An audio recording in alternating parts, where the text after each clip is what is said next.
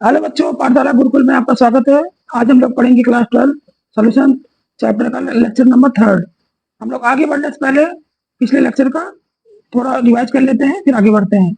हमने पढ़ा था नॉर्मलिटी के बारे में, मोलरिटी के बारे में, मोलैलिटी के बारे में। तो पहले हम लोग मोलरिटी समझते हैं, ठीक।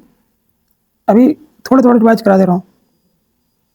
मोलरिटी हमने पढ़ा था, मोलरिटी पढ़ा था हमने, moles by volume in litre, moles of solute dissolve in 1 litre solution. ठीक, यहाँ पे हमने लिखा था एन बटे वी, यहाँ अगर एम में था तो ऊपर 1000 से मल्टीप्लाई। ठीक, एक हमने ये फार्मूला पढ़ा था। एक यहाँ से हमने पढ़ा था एन बराबर एम, अगर वॉल्यूम होगा लीटर में इसको हम मोल बोलते हैं। एन बराबर एम, अगर वॉल्यूम होगा एम में इसी को हम लोग बोलते हैं मिली मोल। ठीक, ये हमने पढ़ा था दो बातें। फिर हमने पढ़ा था कि परसेंटेज वेट बाई वेट अगर गिवन हो तो मोलरिटी कैसे निकालते हैं। परसेंटेज वेट बाई वॉल्यूम अगर गिवन हो तो हम लोग मोलरिटी कैसे निकालते हैं। तो मोलरिटी का फार्मूला हमने पढ़ा था, percentage weight by weight into density into 10 upon molecular weight of solute. ये मोलरिटी का फार्मूला पहला था, जब percentage weight by wait given हो। अगर percentage weight by volume given हो तो मोलरिटी का फार्मूला होता है wait by volume into 10 upon molecular weight of solute. अभी इस पे हम लोग आज क्वेश्चन करेंगे। ठीक, यहाँ से इसके बाद हम लोग पढ़ेंगे, ये मोलरिटी हमने पढ़ लिया था। इसके बाद हम पढ़ेंगे नॉर्मलिटी। नॉर्मलिटी का फार्मूला हमने पढ़ा था moles into balance factor upon volume in litre. ठीक, या मोल्स इंटू बैलेंस फैक्टर अगर वॉल्यूम ml में हुआ तो हम ऊपर 1000 से मल्टीप्लाई कर देंगे। अच्छा बाबू ये बताओ, अभी इसमें मैंने पढ़ाया था वो ग्राम इक्विवेलेंट वेट का फार्मूला। ग्राम इक्विवेलेंट वेट क्या होता है हमने बताया था। ग्राम इक्विवेलेंट वेट को हम लिखते थे W/E, या इसी को मोल इंटू बैलेंस फैक्टर लिखते थे, या इसी को normality into volume in litre लिखते थे। ठीक, हमने पढ़ा था कि नॉर्मलिटी बराबर क्या होता है, gram equivalent weight, number of gram equivalent weight of solute dissolve in 1 litre solution. ठीक, ये नॉर्मलिटी था। इसी जगह अभी हमने लिखा था ग्राम इक्विवेलेंट वेट को n इंटू बैलेंस फैक्टर भी लिख सकते हैं, वेट अपन इक्विवेलेंट भी लिख सकते हैं। इसको अगर हम क्रॉस मल्टीप्लाई करेंगे तो ग्राम इक्विवेलेंट वेट क्या आ जाएगा, ग्राम इक्विवेलेंट वेट बराबर normality into volume in litre. यहाँ तक कोई प्रॉब्लम नहीं ना, समझ में आ रहा, अब बोलते रहो, कोई दिक्कत नहीं। यहाँ तक कोई दिक्कत। अब देखो इसके बाद, अच्छा नॉर्मलिटी वाला भी अब देखो, नॉर्मलिटी का भी हम लिखते हैं। नॉर्मलिटी का फार्मूला में लिखा था weight upon equivalent weight into volume, अगर हमने लीटर में लिख दिया इसी को हम तो लिखते थे वेट अपॉन इक्विवेलेंट वेट, अगर वॉल्यूम हमने ml में लिख दिया तो ऊपर 1000 से मल्टीप्लाई करते थे। ठीक, ये वेट हमेशा ग्राम में होता है। यहाँ तो कोई दिक्कत, यहाँ तो कोई दिक्कत नहीं होगी ना। अब देखो बाबू, इसी में हम ये कह रहे हैं कि नॉर्मलिटी बराबर, इसी को हम एक्सपेंड करना चाहते हैं, वेट इन ग्राम अपॉन, यहाँ पे इक्विवेलेंट वेट था। ठीक, वॉल्यूम हमने ml में ले लिया, ml में, और इसको हमने लिख दिया है 100 इंटू 10। ठीक, इसको हम क्या बोलेंगे, इसको हम लोग क्या बोलेंगे, wait in gram upon volume into 100। ये तो होगा percentage weight by wait, percentage weight by volume, यही तो होगा। ठीक, तो नॉर्मलिटी की भी फार्मूला हम लिख सकते हैं, नॉर्मलिटी की फार्मूला लिख सकते हैं percentage weight by volume into 10 upon, नीचे देखो क्या आया था, इक्विवेलेंट वेट ऑफ सॉल्यूट। ठीक, ये नॉर्मलिटी का फार्मूला हुआ। ठीक, हमने पढ़ा था वेट बाई वॉल्यूम को हम लोग weight by weight into density लिख सकते हैं ना, समझ में आया। ये तो हम पहले लेक्चर में पढ़े थे, शायद सेकंड लेक्चर में। अगर यहाँ पर ऐसे लिख दूँ weight by weight into density into 10 upon equivalent weight of solute, ये हो नॉर्मलिटी का फार्मूला। और नॉर्मलिटी अभी हम पढ़े हैं mole into balance factor upon volume in litre, इसी से तो हमने वो निकाला था नॉर्मलिटी बराबर मोलरिटी इंटू बैलेंस फैक्टर। यहाँ तक कोई दिक्कत नहीं होनी चाहिए। यहाँ तो समझ में आया। अब हम लोग पढ़ने जा रहे हैं। अच्छा देखो, अभी हमने बताया था कि जो जो वॉल्यूम टाइप पर डिपेंड करेगा, जो वॉल्यूम पर डिपेंड होगा वो हमेशा टेम्परेचर डिपेंड, जहाँ जहाँ वॉल्यूम आएगा वो हमेशा टेम्परेचर डिपेंडेंट होगा। तो टेम्परेचर डिपेंडेंट वाला हमने पढ़ा था, नॉर्मलिटी हुआ, मोलैरिटी हुआ, ठीक, परसेंटेज वेट बाई वॉल्यूम हुआ, परसेंटेज वॉल्यूम बाई वॉल्यूम हुआ, ठीक। जो टेम्परेचर इंडिपेंडेंट थे, ठीक, जो टेम्परेचर इंडिपेंडेंट थे वो कौन कौन से थे? Percentage weight by wait, molarity, ठीक, मोल फ्रैक्शन और पीपीएम था ना, पीपीएम था। ये तो हमने पढ़ा था यहाँ तक। यहाँ तक कोई प्रॉब्लम नहीं हुई ना। अब देखना बाबू, हम कुछ अच्छी अच्छी बात बताने जा रहे हैं। ये वाला मोलैलिटी के बारे में, मोलैलिटी के बारे में जो हमने पिछली बार पढ़ा था, ठीक। मोलैलिटी के बारे में पढ़ा था, moles of solute dissolve in 1 kg solvent. यहाँ पे 1 kg सॉल्वेंट लेते हैं और जगह सोल्यूशन ले लिया जाता था 1 लीटर में, ठीक। तो यही तो बोल सकते हैं कि moles of solute dissolve in 1 kg solvent known as molality, ठीक। यहाँ से अगर मैं इसको ऐसे भी तो लिख सकता हूँ, मोलैलिटी गिवन हो, ये तो बकवास बातें थी, ठीक। क्रॉस मल्टीप्लाई किया है। अब इसको हम ओपन भी कर सकते हैं, मोलैलिटी को। मोलैलिटी को ओपन करेंगे, wait in gram upon molecular weight into यहाँ वेट ऑफ सॉल्वेंट केजी में। अगर बाबू इसी को हम वेट यहाँ ग्राम लिए थे या मालिकुलर वेट, अगर यहाँ हमने वेट ऑफ सॉल्वेंट ग्राम में ले लिया तो ऊपर 1000 से मल्टीप्लाई, ठीक। यहाँ तो समझ में आया। ये देखो बाबू, होता है wait of solvent, wait of solvent, ठीक। समझ में आया। यहाँ तक कोई प्रॉब्लम नहीं, ठीक। अब देखो, वेट ऑफ सॉल्वेंट हम निकालेंगे कैसे? वेट ऑफ सॉल्वेंट कैसे निकालेंगे? तो या तो हमको वेट ऑफ सॉल्यूशन पता हो, वेट ऑफ सॉल्यूशन पता हो, माइनस वेट ऑफ सॉल्यूट, ठीक। अरे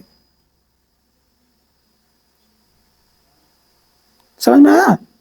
तो कभी कभी हमको वेट ऑफ सॉल्यूशन नहीं दिया होता तो वॉल्यूम दिया होता सॉल्यूशन का और डेंसिटी दी थी सॉल्यूशन की, ठीक। तो volume of solution into density of solution में से वेट ऑफ सॉल्यूट, ठीक। यहाँ तो कोई दिक्कत नहीं। ये वॉल्यूम ऑफ सॉल्यूशन है, वॉल्यूम ऑफ सॉल्यूशन कभी कभी गिवन होता है, और density of solution, density of solution. यहाँ तो कोई प्रॉब्लम नहीं हुआ ना, ठीक। अब हमने पढ़ा था कि मोलैलिटी में, इसमें मोलैलिटी में वॉल्यूम टर्म नहीं आ रहा तो ये टेम्परेचर इंडिपेंडेंट होगा, ठीक। नहीं। अब देखो बाबू, यहाँ से कुछ और बातें बताया जा रहा हूँ। अच्छा, एक बात मैंने जो वो बताई थी, परसेंटेज वेट बाई वेट वाला, ठीक। तो हमने कहा था ये परसेंटेज वेट बाई वेट चाहे हम सॉल्यूट का निकालें चाहे सॉल्वेंट का निकालें, हम सॉल्वेंट को मानते हैं, जो ज़्यादा होता है उसको ए मानते हैं, सॉल्यूट कम होता है उसको हम मानेंगे बी, ठीक। तो परसेंटेज वेट बाई वेट हम चाहे सॉल्यूट का परसेंटेज वेट बाई वेट, चाहे परसेंटेज वेट बाई वॉल्यूम, चाहे परसेंटेज वॉल्यूम बाई वॉल्यूम, हम चाहे सॉल्यूट का निकाल सकते हैं चाहे सॉल्वेंट का निकाल सकते हैं। हमने उस टाइम बताया था सॉल्यूट का। अब ये दोनों मैं लिख दे रहा हूँ, ठीक। जैसे ये देखो, परसेंटेज का मतलब क्या था? समथिंग अपॉन टोटल, जिसकी बात किया जा रहा है। ये देखो जैसे लिखा हूँ, परसेंटेज वेट बाई वेट, ठीक। अब हम निकाले जा रहे हैं, ये किसका है? सॉल्यूट की। ये सॉल्यूट के बारे में, सब सॉल्यूट के बारे में निकाले थे, ठीक। सॉल्यूट मतलब बी, ठीक। तो हम लिख दें wait of solute upon total weight into 100। Total weight में क्या आ जाएगा? टोटल वेट है wait of solute plus wait of solvent, wait of solvent plus wait of solute, जो भी कह सकते हो, ठीक। इसको अगर मैं ऐसे लिख दूं, कोई दिक्कत?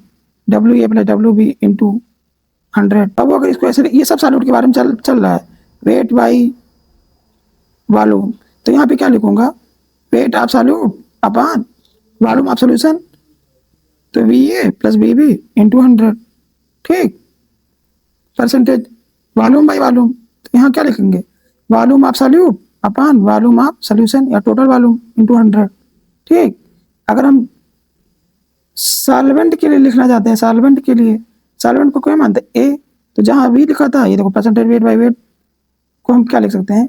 Wait of solvent upon total weight, ठीक, इंटू 100। यहाँ तो कोई दिक्कत? यहाँ पे परसेंटेज वेट बाई वॉल्यूम, तो solvent upon volume of solvent plus solute दोनों, ठीक। यहाँ पे वॉल्यूम बाई वॉल्यूम, तो वी ए, यहाँ पे V A plus V B total volume into 100। यहाँ तक कोई प्रॉब्लम नहीं होनी चाहिए ना।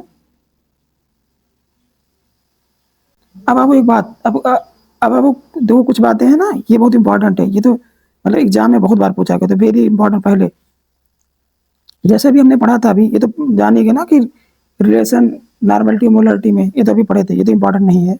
Normality molarity into balance factor, तो बैलेंस फैक्टर तो मैंने निकालना सिखा दिया था, याद आया? बैलेंस फैक्टर एसिड का, बैलेंस फैक्टर बेस का। एसिड में कि कितना H प्लस दे सकता है, बेस में कितना OH माइनस दे सकता है। साल्ट में हमने देखा था total charge present on cation या एनायन के बारे में बात की थी ना, ठीक। अभी सबसे इंपॉर्टेंट ये है relation between molality and molarity, ठीक। हाँ, अब हम पढ़ने जा रहे हैं relation between molality and molarity, ठीक। ये बहुत बार पूछा गया है, ठीक है, ये नीट में आया भी, जेम बार बार पूछा गया है। अब देखो यहाँ पर मैं लिखने जा रहा हूँ, मोलैलिटी बराबर होगा, ये फार्मूला आपको हमेशा याद रहना है, ठीक। ये फार्मूला याद रहना है। स्मॉल एम को क्या बोलेंगे? मोलैलिटी, ठीक। कैपिटल एम को बोलेंगे मोलैरिटी, ठीक। जो डी है वो क्या है? Density of solution. अभी इस पे क्वेश्चन ढेर सारा करेंगे, ठीक। एम बी क्या है? Molar mass, molar mass of B को क्या बोलते हैं? सॉल्यूट। अब हमने बताया था ए इज द सॉल्वेंट, जो ज्यादा होगा उसको ए नंबर देंगे और जो कम होगा वो बी नंबर, नहीं तो ये इसको बोलेंगे सॉल्वेंट, ये होगा सॉल्यूट, ठीक। यहाँ तो कोई दिक्कत?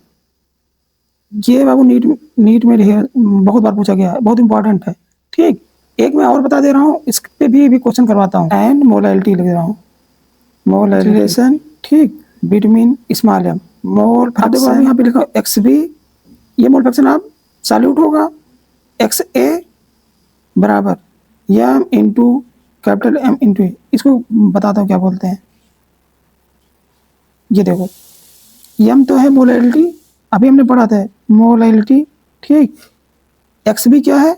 मोल fraction of solute, mole fraction of solute. X A क्या है? मोल फ्रैक्शन ऑफ,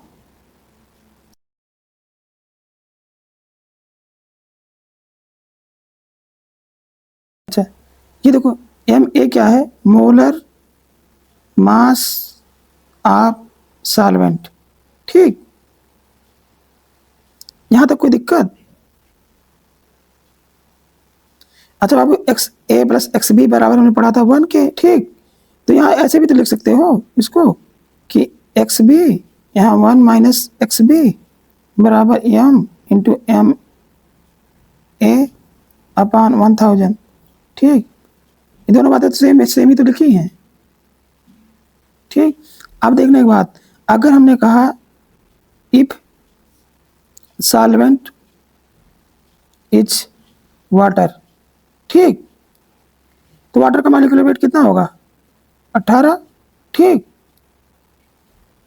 तो अगर आप इसमें लिखेंगे x B upon x A बराबर एम इंटू 18 अपान 1000, तो ये कट के आएगा एक्स बी बटे एक्स ए बराबर एम अपान 55.5।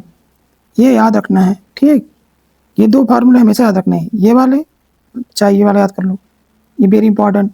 और ये दोनों पे मैंने स्टार लगा दिया, इंपॉर्टेंट वाला, वेरी वेरी इंपॉर्टेंट, ठीक। यहाँ तो कोई दिक्कत?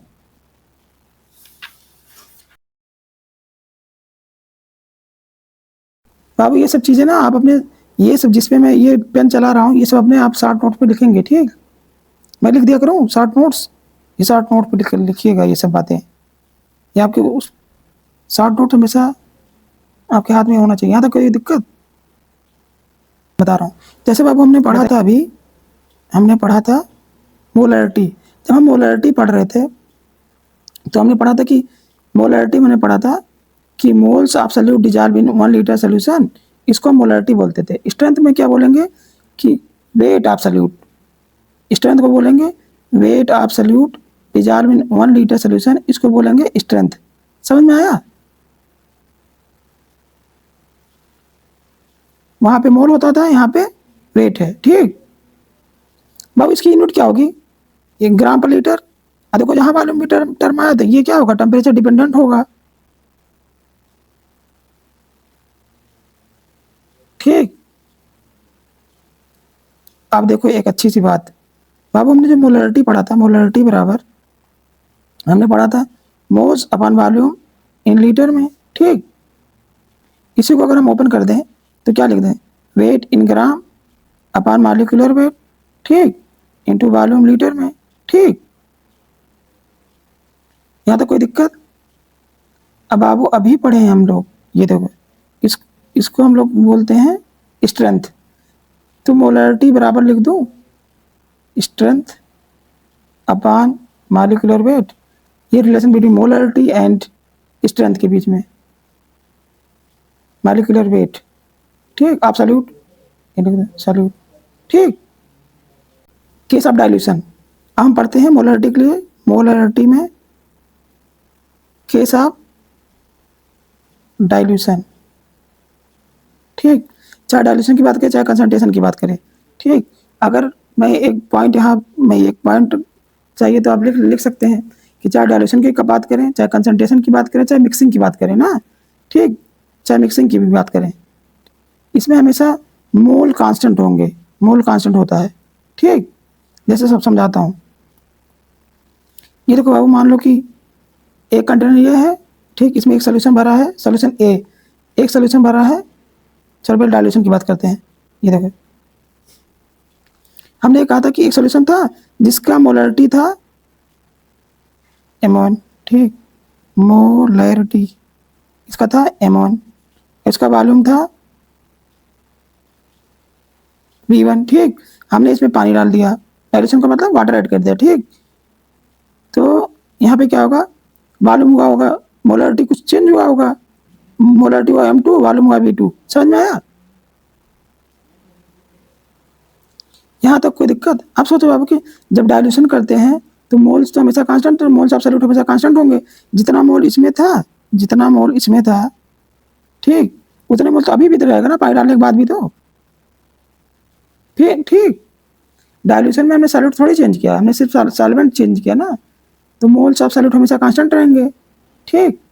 तो बाबू हम लिख दें कि डाइल्यूशन के पहले का मोल या इनिशियल मोल और दोनों फाइनल मोल बराबर होंगे, ठीक,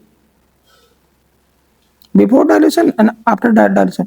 तो मोल्स हमेशा क्या होंगे, कांस्टेंट होंगे, ठीक। मोल्स का फॉर्मूला अभी पढ़े थे हम लोग, M इंटू V, ठीक। तो हम एम बी बराबर कांस्टेंट लिख दें, ठीक, N बराबर एम बी, ये तो होगा। तो भैया M inversely proportional to V हो जाएगा, ठीक। वॉल्यूम बढ़ाएंगे मतलब डाइल्यूशन बढ़ाएंगे, वॉल्यूम मतलब डाइल्यूशन बढ़ाएंगे तो वॉल्यूम बढ़ता है ना, तो मोलरिटी क्या होगी, घटेगी, ठीक। तो अब ये तो मोलरिटी कम हुई होगी ना, ठीक, डाइल्यूशन में। यहाँ तो कोई दिक्कत। आप देखिएगा पहले बाबू इस मोल को हम लिख दें M1 V1, इस मोल को लिख दें M2 V2, कोई दिक्कत। तो डाइल्यूशन का पहला केस यही है कि अगर हम मोलरिटी की बात करते हैं तो M1 V1 बराबर M2 V2 के, ठीक। ये डाइल्यूशन का केस था। ये बातें हम ये भी हम याद रखेंगे, ये वाली बातें कि डाइल्यूशन बढ़ाने पे मोलरिटी घटेगी, पहला दूसरा, ठीक। 2 पॉइंट, एक कंटेनर है बाबू, ठीक, जिसमें इसमें इसकी नॉर्मलिटी है N1, इसे मालूम है V1, इसमें हमने पानी डाल दिया, डाइल्यूट कर दिया, ठीक। तो इसका नॉर्मलिटी चेंज हुआ होगा, N2 मालूम हुआ होगा V2, ठीक। तो जब नॉर्मलिटी के केस में जब मोलरिटी की बात करते हैं तो उसमें मोल कांस्टेंट होते हैं, इसमें नॉर्मलिटी का जब केस होगा तो इसमें ग्राम इक्विवेलेंट वेट कांस्टेंट होगा, ठीक। ग्राम इक्विवेलेंट वेट क्या होता है, हमने बताया था, ग्राम इक्विवेलेंट वेट का फार्मूला आपने पढ़ा था कि N इंटू V लीटर में ना, याद आया। हमने ग्राम इक्विवेलेंट का 3 फार्मूला पढ़ा, W/E, mole into balance factor और नॉर्मलिटी इंटू वॉल्यूम लीटर, ठीक। तो आप इसको भी तो ऐसे लिख सकते हैं, N1 V1 बराबर N2 V2, ठीक। यहाँ कोई दिक्कत। तो जहाँ डाइल्यूशन का केस आया, डाइल्यूशन में हमने 2 बातें पढ़ी, कि भैया अगर मोलरिटी वाला केस होगा तो M1V1 बराबर N2V2, ठीक। अगर नॉर्मलिटी का केस होगा तो N1V1 बराबर N2V2 के। यहाँ तो कोई दिक्कत नहीं हुई ना। यहाँ पे मोल कांस्टेंट होंगे, यहाँ पे ग्राम इक्विवेलेंट वेट कांस्टेंट होता है। तो अब हम लोग डाइल्यूशन का केस पढ़ लिए, ठीक। अब हम लोग पढ़ने जा रहे हैं मिक्सिंग का केस, ठीक। अब देखिए बाबू एक बात कि मान लीजिए हमने एक कंटेनर ये लिया था, इसमें मोल रहे होंगे N1, ठीक। इसका मोलरिटी होगा M1, वॉल्यूम होगा V1। एक कंटेनर में लिया था जिसका मोल था M2, इसकी मोलरिटी तो M2, इसका वॉल्यूम था V2, ठीक। समझ में आया।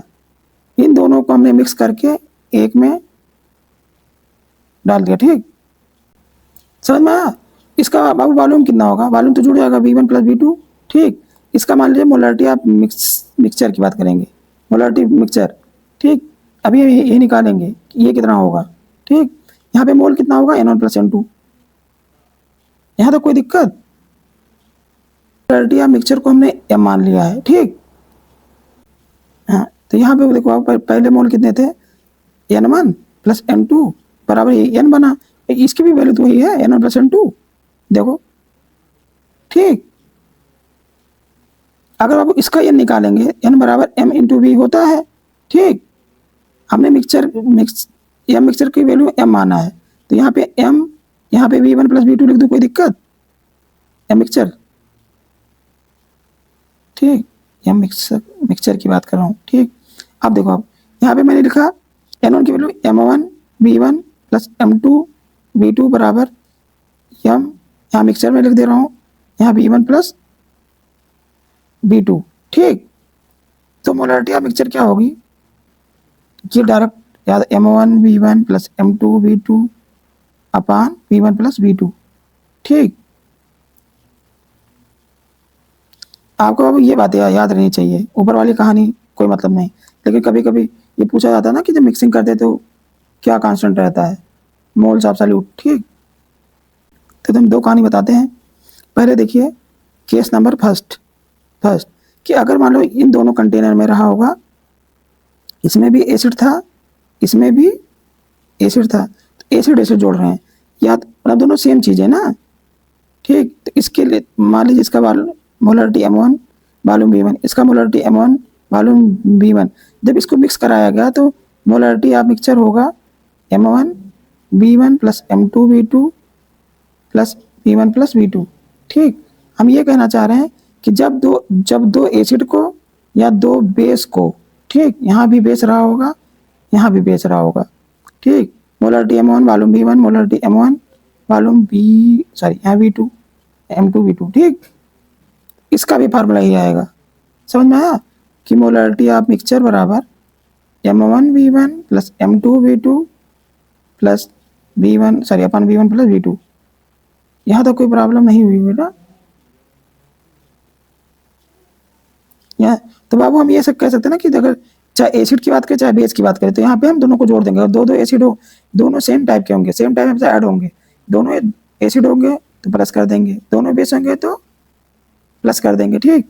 लेकिन अगर हम केस नंबर 2 देख रहे हैं ये, कि अगर एक कंटेनर में एसिड ले लिया गया और एक कंटेनर में बेस ले लिया गया, ठीक, तो मोलरिटी ऑफ मिक्सचर क्या होगा, मोलरिटी ऑफ मिक्सचर होगा M1 V1 minus M2 V2 अपान V1 प्लस V2। ये बाबू यहाँ मार्क लगा रहा हूँ, जिसमें जो वैल्यू ज़्यादा होगी उसी में से कम वाली वैल्यू घटा देंगे, ठीक। ये है एसिड एंड बेस के लिए, अगर एसिड ज़्यादा होगा तो M1 V1 एसिड को मान लेंगे, ठीक, एसिड एंड बेस के लिए। यहाँ तो कोई प्रॉब्लम नहीं होनी चाहिए, ठीक। हम कर क्या रहे हैं, ये मोलरिटी ऑफ मिक्सचर जो लिखा हूँ, ठीक, यहाँ समझाते हैं कि जो हमने मोलरिटी ऑफ मिक्सचर लिखा है, हमने लिखा M1 V1 plus M2 V2 अपान V1 प्लस V2। अल्टीमेटली ये भी तो मोलरिटी लिख रहे हैं, देखो ये तो लिखा हूँ, ये N है, मोल्स यही तो है, ये भी तो N है, तो N टोटल अपान टोटल वॉल्यूम, ये तो मोलरिटी ऑफ मिक्सचर होगा, ठीक। समझ में आया, यहाँ तो कोई दिक्कत नहीं ना। अब सेम कहानी है, सेम स्टोरी है, किसके लिए, नॉर्मलिटी के लिए। तो अभी नॉर्मलिटी वाला भी बता देता हूँ, ठीक। अब नॉर्मलिटी ऑफ मिक्सचर की बात करता हूँ, डायरेक्ट नॉर्मलिटी ऑफ मिक्सचर की बात। यहाँ N1V1 प्लस N2V2, ये बाबू आपको बहुत मिला होगा वहाँ पे, क्या नाम है, जब आप आयनिक इक्विलिब्रियम पढ़ रहे थे तब, V1 प्लस V2, ठीक। हमने कहा कि अगर एसिड एसिड होगा तो जोड़ देंगे, ठीक। बेस बेस होगा तब भी जोड़ देंगे, ठीक। अगर एसिड बेस ले लेते हैं, ये नॉर्मलिटी लिखा है, नॉर्मलिटी ऑफ मिक्सचर, ठीक।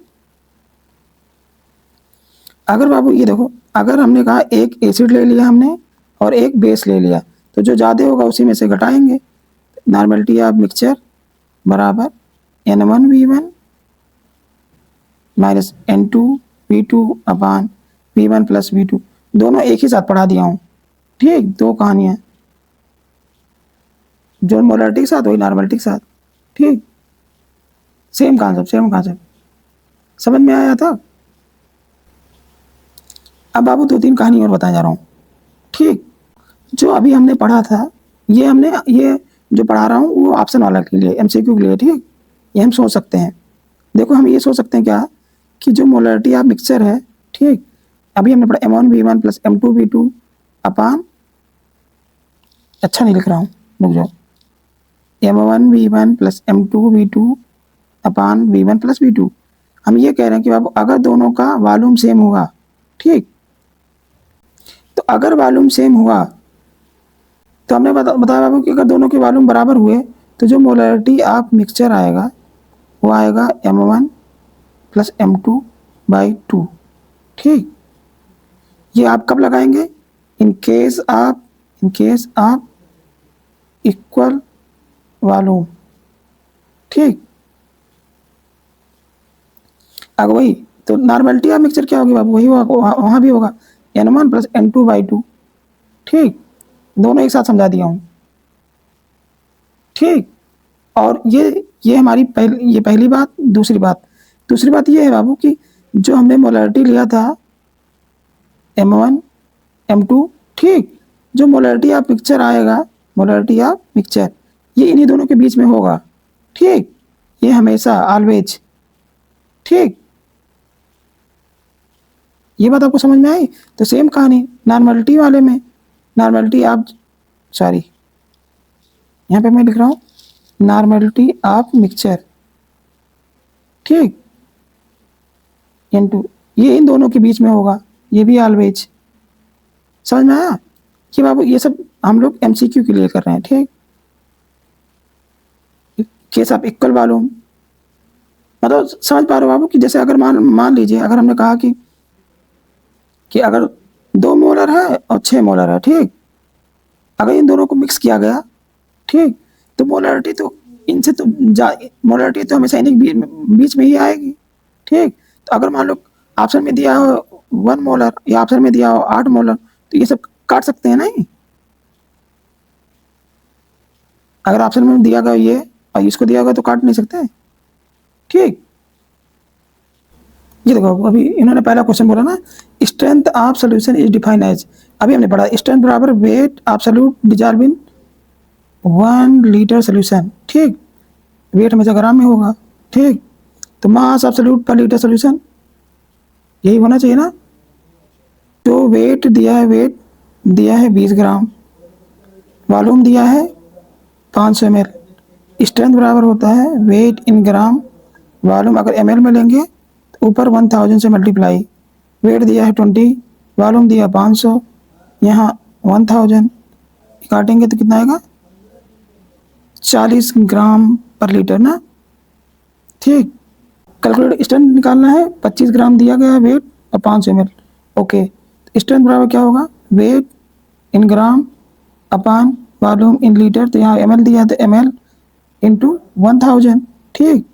तो वेट 25 ग्राम, यहाँ पे वॉल्यूम किया 500, यहाँ 1000, ये करेंगे कितना आएगा 2, तो आएगा कितना 50, ठीक। आसान था ये ना, आसान क्वेश्चन नहीं है कि देखो इन्होंने पूछा सोल्यूशन स्ट्रेंथ इतना स्ट्रेंथ दिया गया था इन्होंने पूछा है कैलकुलेट मास, ठीक। तो स्ट्रेंथ रहा wait in gram upon volume, अगर यहाँ ml में लेंगे तो ऊपर 1000 से मल्टीप्लाई ना। स्ट्रेंथ दिया गया 40, वेट पूछा है ग्राम में, ठीक। यहाँ वॉल्यूम कितना दिया है 250, यहाँ पे होगा 1000, ये यहाँ से कटेगा आएगा 4, यहाँ से कटेगा आएगा 10, तो वेट की वैल्यू आई 10 ग्राम,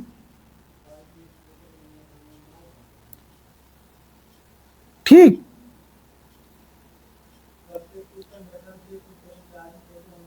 ये देखो ये बाबू डायल्यूशन मैंने केस बता दिया है, डायल्यूशन का केस, ठीक। M1V1 बराबर M2V2, ठीक। मोल्स कांस्टेंट रहेंगे, M भी कांस्टेंट होगा, ठीक। इसका मतलब अगर डायल्यूशन बढ़ाने पे मोलरिटी क्या होगी, डायल्यूशन मतलब वॉल्यूम बढ़ा रहे हैं, ठीक। वॉल्यूम बढ़ाएंगे तो मोलरिटी क्या होगी, घटेगी, या वही डायल्यूशन।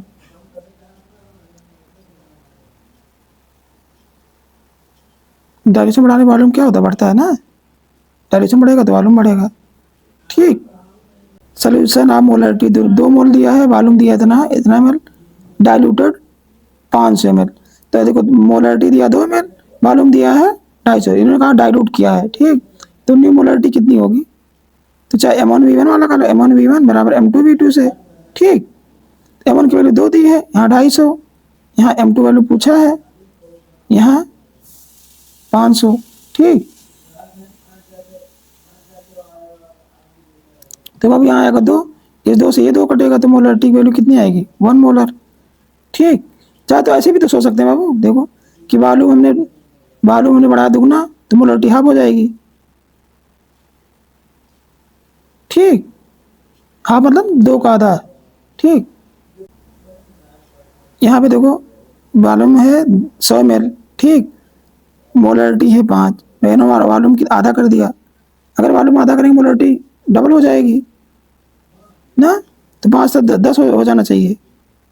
तो चाहे बाबू ऐसे M1V1 बराबर M2V2 इससे भी कर सकते हैं ना, ठीक। अब एक ये तो बताया हूँ मोलरिटी बराबर स्ट्रेंथ अपॉन मॉलिक्यूलर वेट, ये सब समझा दिया हूँ ना, ठीक। अब आते हैं क्वेश्चन करने के लिए, ये वाला पहला क्वेश्चन, स्ट्रेंथ ऑफ NaOH दिया है इतना, मोलर मास दिया है इतना, तो मोलरिटी पूछा है, तो मोलरिटी बराबर भी हम पढ़े थे बाबू स्ट्रेंथ अपॉन मॉलिक्यूलर वेट, ठीक ना। तो इन्होंने स्ट्रेंथ दिया है 40 और इसका मोलर मास 40 दिया है, तो मोलरिटी 1 आएगी, 1 मोलर ना। इसके आगे वाला क्वेश्चन देखो, क्वेश्चन नंबर 2, इन्होंने लिखा ग्लूकोज सोल्यूशन एंड स्ट्रेंथ दिया गया, स्ट्रेंथ दिया गया है, स्ट्रेंथ दिया गया 90,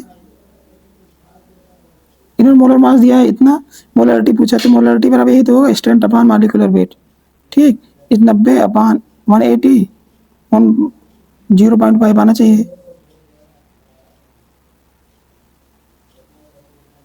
आसान आसान नहीं है, आगे बढ़े। कंसंट्रेशन दिया है weight by volume, calculate molarity, ये देखो अब मोलरिटी वाला आ गया, मोलरिटी हमको दिया है वेट बाय वॉल्यूम, तो weight by volume into 10 upon molecular weight, ठीक। तो बाबू यहाँ पे हमने 5.6 लिख दिया, यहाँ पे 10 लिख दिया, इसका मॉलिक्यूलर वेट 5 इतना है, ठीक। यहाँ से 10 से मल्टीप्लाई करेंगे 10 में बढ़ जाएगा, आएगा 1 मोलर। अच्छा ये वाला फार्मूला याद होगा ना, ये इसको हम ऐसे भी लिख सकते हैं, याद आया, चाहे ऐसे लिख दो 100, चाहे ऐसे परसेंटेज, इसको percentage weight by weight into D, इसको ऐसे ऐसे भी लिख सकते हो ना, ये वाला फार्मूला याद रहना चाहिए, ठीक। अब मान लो यहाँ पे परसेंटेज वेट बाय वेट वाला दिया होता तब, तो मोलरिटी वाला क्या लिखते, इसी जगह पे हम लोग ये लिख सकते हैं ना, ये देखो percentage weight by weight into D into 10 upon molecular weight, ठीक। समझ में आया, ये तब के लिए जो परसेंट वेट बाय वॉल्यूम दिया है, ठीक। बाबू यही वाला क्वेश्चन नीट में आया, अभी दिखाता हूँ, आइए ये देखिए, calculate molarity of solution unknown solute.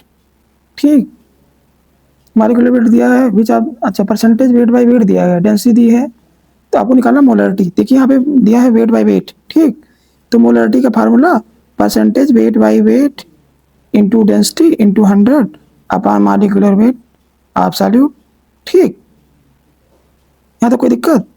अब आप वेट बाय वेट दिया है 30, तो मैं 30 रख दिया। ठीक, डेंसिटी दिया है 1.2, कोई दिक्कत। यहाँ पे इंटू 10 से मल्टीप्लाई कर देंगे अपान मॉलिक्यूलर वेट दिया है 60। ठीक, तो यहाँ से ये कट्टी कुटा यहाँ आएगा 2, अब ये 10 में हट जाएगा, तो 12/2 कितना आएगा 6 मोलर। आसान नहीं है।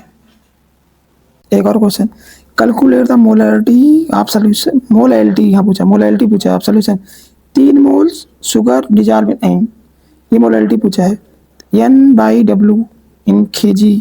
ठीक, तो मोल कितना दिया है 3, ये कितना दिया है 2, तो ये 1.5 आना चाहिए, 1.5 मोलर। ये तो आसान था। इसके आगे वाला, calculate the molarity of solution containing 2 mole NaCl dissolve in 4 litre. Molarity पूछा है, तो मोलरिटी बराबर क्या होगा बाबू, N/V इन लीटर में। N की वैल्यू कितनी, 2 मोल, वॉल्यूम दिया 4 लीटर, 1/2 0.5। ठीक, ये कैपिटल एम स्मॉल एम में दिक्कत हो जाती है, यहाँ लिख रहा हूँ मोलरिटी। ठीक, moles of solute are present in 2 litre, अगर मोल्स पूछा है। ठीक, तो N बराबर हमने पढ़ा था M इंटू V लीटर में। ठीक, तो इसका मोलरिटी कितना दिया है 0.5, मोल वॉल्यूम कितना दिया है 2 लीटर, तो ये कितना आएगा 1 मोल। ठीक, यहाँ तो कोई डाउट। अच्छा, ये क्वेश्चन देखो, 4 ग्राम NaOH दिया गया डिजॉल्व इन वाटर में कितना solution, find the final molarity. अच्छा, मोलरिटी पूछा है, तो मोलरिटी N/V लीटर में, तो पहले मोल निकाल लेते हैं। मोल क्या होगा, given weight in gram upon molecular weight. ठीक, वेट कितना गिवन है 4 ग्राम, NaOH का मॉलिक्यूलर वेट कितना होता है, NaOH 40 होता है ना, 23 यहाँ 16 प्लस 1 17। ठीक, 40 आएगा, तो 40 यहाँ 0.1 आया। ठीक, तो बाबू यहाँ 0.1 अपान ये कितना दिया है 500, अगर यहाँ दिया तो यहाँ 1000 से मल्टीप्लाई कर देंगे 2, तो 0.2 आना चाहिए मोलर। ठीक, अब ये लिखा है, ये question number 10, mass of NaOH needed prepare इतना ml, फिर मास मतलब मोल निकाल लें। ठीक, तो मोल बराबर M इंटू V लीटर में, यहाँ ml में दिया है, हमको लीटर में चाहिए, तो ml में दिया है, तो 1000 से डिवाइड कर दें। ठीक, अब मास पूछा, इसका मतलब मोल चाहिए ना, मिलीमोल थोड़ी चाहिए, तो यहाँ पे दिया है 0.1 इंटू 25 250 अपान इतना, यहाँ से करेंगे 1/4 आएगा ना। ठीक, समझ में आया, तो मैं 0.1/4 लिख दूँ मोल के लिए। मोल हमारा आया 0.1/4। ठीक, अब देखो बाबू, यहाँ से हमसे पूछा है मास, तो वही वेट बराबर क्या होता है, मोल्स इंटू मॉलिक्यूलर वेट। ठीक, मोल्स आया 0.1 अपान 4, इसका मॉलिक्यूलर वेट कितना दिया 40। ठीक, तो यहाँ से कटेगा 10 आया, तो इसको आना चाहिए 1 ग्राम ना। अब एक क्वेश्चन ये आया, find the molality of solution if molarity 2 molar दिया गया है, डेंसिटी इतना दिया गया है, मोलर मास ऑफ सॉल्यूट, ये निकालो बाबू। याद आया, अगर इसको हम ऐसे देखो बाबू, मोलैलिटी पूछा है, हमको दिया है मोलैलिटी फार्मूला वाला, ये देखो 1 यहाँ पे 1000 DMMB। ठीक, ये वाला था, तो हमको दिया गया कितना, तो ऊपर हम लिख लें 1000 इंटू 2 अपॉन डेंसिटी कितना दिया है इतना, तो 1000 इंटू 1.2 माइनस यहाँ पे मोलरिटी 2 दिया गया, मॉलिक्यूलर वेट ऑफ सॉल्यूट कितना दिया है, मोलर मास ऑफ सॉल्यूट यहाँ दिया 100 दिया गया। ठीक, तो यहाँ से हम लिख सकते हैं 2000। ठीक, ये बाबू कितना आएगा, 1.0 हटा देगा। ठीक, तो यहाँ आएगा 1200 ना, 1200 और यहाँ पे आया 200। ठीक, तो आएगा 2000 अपान 1000। ठीक, तो 2 मोलर आएगा ना। ठीक, ठीक, ये वाला सॉल्व करिए बाबू, ये वाला सॉल्व करिए, लग रहे हैं क्वेश्चन ना, ये सॉल्व करिए। इन्होंने दिया है कि एन एक्वा सोल्यूशन केमिकल है एज कंसंट्रेशन इतना दिया है। अच्छा, इन्होंने वेट बाय वॉल्यूम दिया है, इक्विवेलेंट वेट इतना दिया है, फाइंड द नॉर्मलिटी। बताइए नॉर्मलिटी वाली बात, तो नॉर्मलिटी में wait by volume into 10 upon equivalent weight होता है, इक्विवेलेंट वेट ऑफ सॉल्यूट। ठीक, तो यहाँ पे 9.8 into 10 upon equivalent weight of solute कितना है, इन्होंने इक्विवेलेंट 49 दिया ही है। ठीक, ये देखो। ठीक, तो अब ये आएगा 98 अपॉन 49, 2 आएगा, 2 नॉर्मल। समझ में आया, देखो ये कह रहे थे इस पे क्वेश्चन करा दीजिए। ठीक, रखना होगा। इन्होंने पूछा calculate the normality of solution which, अच्छा यहाँ पे वेट बाय वेट दिया है, तो वही नॉर्मलिटी बराबर, अगर वेट बाय वेट दिया है percent weight by weight, density into 10 upon equivalent weight, equivalent weight. अब हमने पढ़ा था सेम कहानी, मोलरिटी में यहाँ पे मॉलिक्यूलर वेट हो जाता है, यहाँ इक्विवेलेंट वेट हो जाता है। ठीक, मोलरिटी जब लिखते थे तो ये यहाँ क्या आता था, मॉलिक्यूलर वेट ना। ठीक, अब देखो 10 इंटू डेंसिटी कितना दिया है 1.2 इंटू 10 अपन इक्विवेलेंट वेट दिया है 40 के। ठीक, तो यहाँ कितना आएगा 120 अपान 40 ना, 4 3 12 3 नॉर्मल। अब देखिए इन्होंने कुछ और पूछा है, how many moles of solute are needed to prepare इतना। अच्छा, मोलर दिया गया है, मोलरिटी दी गई है, वेट दिया गया। इन्होंने पूछा हाउ मनी मोल्स, अभी हमने पढ़ा मोल्स बराबर क्या होगा, मोलरिटी इंटू वेट, किसमें, केजी में, यही तो पढ़ा था अभी हमने। देखो मोलरिटी बराबर क्या होता है, moles of solute dissolve 1 kg solvent, बकवास बातें दिया है। 0.5 इंटू 4, 5 चौके 20, तो 2 आएगा ना। ठीक,